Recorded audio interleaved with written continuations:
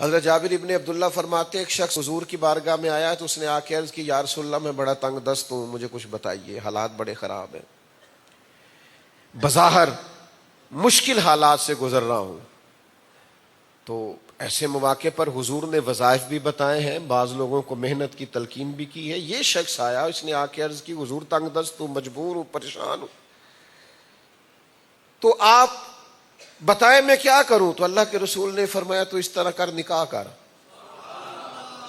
یہ خاصا مشکل کام ہے کہ خرچے پہلے نہیں پورے ہو رہے، حضور آپ نکاح کا فرما رہے۔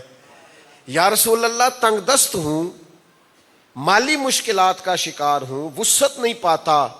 کریم فرمانے لگے تو نکاح کر۔ وہ صحابہ تھے، ان کے لیے حضور کی زبان نور سے نکلا ہوا جملہ حرف آخر ہوتا تھا۔ اس نے دوسری بات ہی کوئی نہیں کی، کہا حضور جو آپ نے فرمایا میں اس پر فوراً عمل کروں گا۔ تو نکاح عظیم سنت ہے، نکاح عبادت ہے۔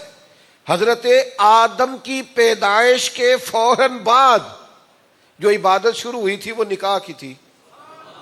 میں کیا کہہ رہا ہوں اس کو سمجھو۔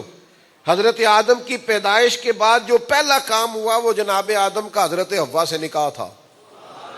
تو یہ جو عبادت وہاں سے شروع ہوئی اور آج تک عبادت جاری ہے، آپ اس کو کیا سمجھتے ہیں؟ اللہ تعالیٰ نے قرآن مجید کے اندر میاں بیوی کے رشتے کو اللہ کی نشانیوں میں سے نشانی قرار دیا ہے۔